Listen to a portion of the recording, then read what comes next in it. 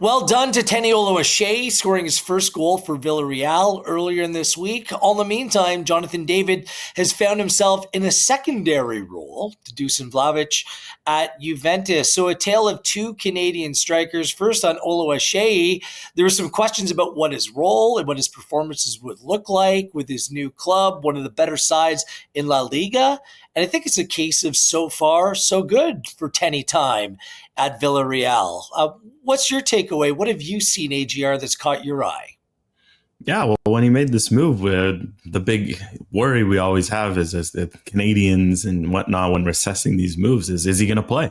And we're wondering, is he going to make the jump up from MLS to La Liga? It's a big jump. Like there's only been, if at all, a handful of Canadians that have gone straight from MLS to a top five league. Most of them that have done it, like Tejan Buchanan, like Ismail Kona, they all went through other clubs. Like maybe you go through Belgium first or you go through the championship.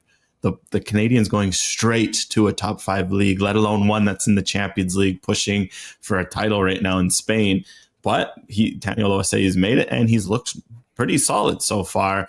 And what I've liked is Marcelino is right away trusting him, getting his first start within a month, being at the club. Every game he's coming off the bench for the most part, getting cameos.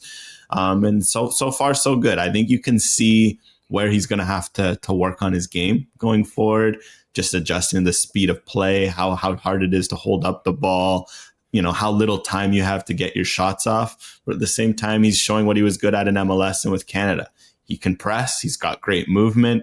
And when he gets a chance to make a one-time time finish in the box like he did on the goal, he can do it. So a lot of good so far for Oluwaseyi, but also a lot of work to be done. And I think he knew that. I think Marcelino knew that. And that's why this move was so interesting, because it appears there's a willingness to really work and develop the player.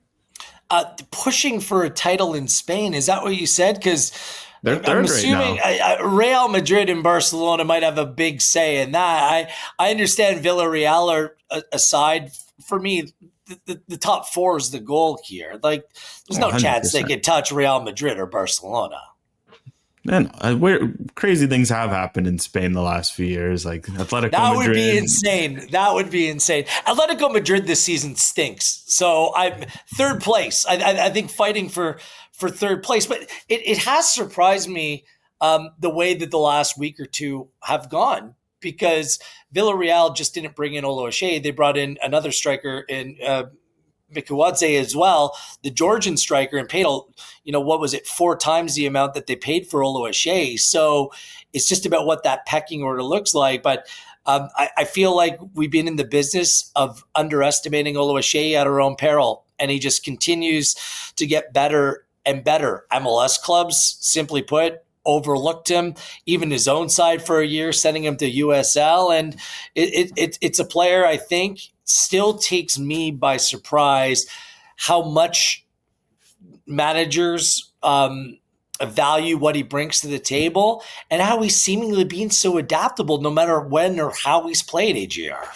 Yeah, well, he does all the non-negotiables as a striker, right? I think that's why Jesse Marsch loves him, because he presses. He's always going to run off the ball. He's going to do a lot of the hard work that sometimes strikers don't want to do because they just kind of want to have the goals happen for them. Oluwaseyi's not going to be one to do that. He's going to run his butt off, so to speak. But also he has the one skill you can't really teach as a striker, the movement. He knows where to go for goals. And what I've liked is we've seen this progression where it's translated from NCAA to USL, to MLS, and now to La Liga. His movement goes across leagues, and I think that's always something that separates the strikers, is those who can find the spaces in the box. So I think it shows why this move makes a lot of sense for him, because some guys, when they make a move like this, they don't know how to move, and then they go to a league like this and they get lost. He knows where he'll need to be on the field. He'll just now have to, okay, how do I work on my finishing to score at this level regularly? How do I work on the other things? And that's a little easier to work on than, here's how you actually have to move around as a forward. I think a Canadian that's more likely to win a title this season could be Jonathan David at Juventus. I mean, Napoli, AC Milan's off to a good start to the season. Those two sides play this weekend. But Juve off to a very bright start as well. And unlike past years, it seems like Juventus may be actually a better side in attack than they are at the back in terms of defending, which is very rare for a side like Juventus. They had all kinds of problems scoring goals last year.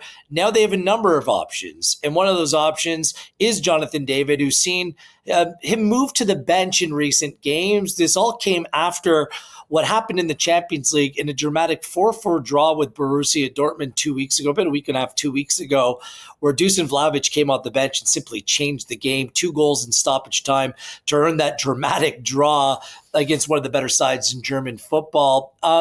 What's your read on the situation when it comes to Jonathan David? I know some people are preaching panic. He's not starting right now. I'm much more on the side of patience. It doesn't worry me. These ebbs and flows happen. And quite frankly, Vlahovic, a really good Serbian striker who had a disappointing season last year. I mean, he's earned that starting spot based upon how he's been able to impact games here in the early stages of this season for Juventus. Yeah, with Vlahovic, we have to remember Juventus weren't trying to get rid of him because they think he's a bad player. They were just trying to get rid of him because they didn't think he fit the system as much because his contract's up at the end of the year and it's something that still looms large. It was never a matter of this is a bad player. We do not think he can play for Juventus. That's why they brought in Jonathan David, because they knew long term that could be a good investment, especially with the lack of transfer fee that they had to pay for him. I think this is just the reality of playing at a top club. At a top club, they put players at every position so that if there's injuries, if there's drops in form, you got guys to step up. If a Dusan Vlahovic was at Lille, him and Jonathan David would just start together up front every game. But at Juventus, they have the luxury of, okay, we have Champions League this week. Let's throw this guy up front. Let's throw Loa Capenda up one game. Kenan Yildiz has been in the form of his life right now. He's been fantastic. You got Chico Conceição, who scored recently. He's a great player. That's just what happens when you're at club at Juventus. You got all these players vying for their positions.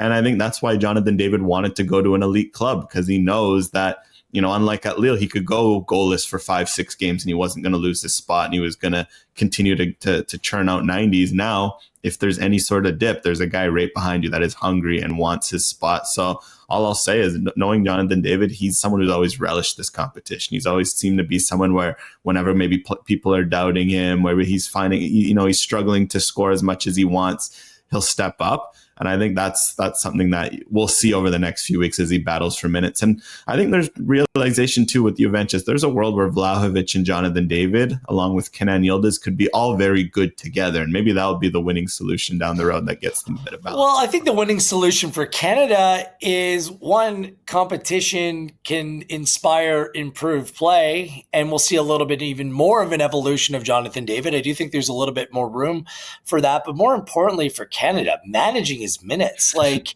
there is so much football to be played with Juventus in the Champions League, multiple competitions, national team duty. Wouldn't it be a good thing if he doesn't have to play 90 week in, week out? That's been my criticism in the management of Alphonso Davies. It's one thing for Bayern Munich, you know, to say Canada, like, you know, we're not on side with playing this player all the time. Same thing with Alistair Johnston at Celtic. What about the club managers putting the players in a position where they're not needed or relied upon 90 minutes week in, week out, right? So this could actually be much more advantageous for Jonathan David as a very long season plays out.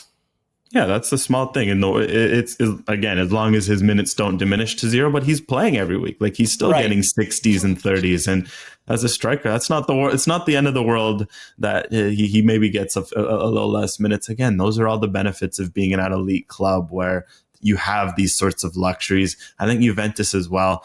Like, I think, yeah, we just have a tendency sometimes as Canadians to panic because there's this feeling of, oh, we're not good enough to be at these big clubs. Jonathan David was deserving of this move to Juventus. He's going to show why he was deserving of that move. And I think over time, Juventus, they didn't sign this guy just because of, you know, marketing or this something of the sort. They signed him because they feel like he can help them win football matches. And I think that'll be shown come December. But, you know, we'll have seen a full picture of how his first few months.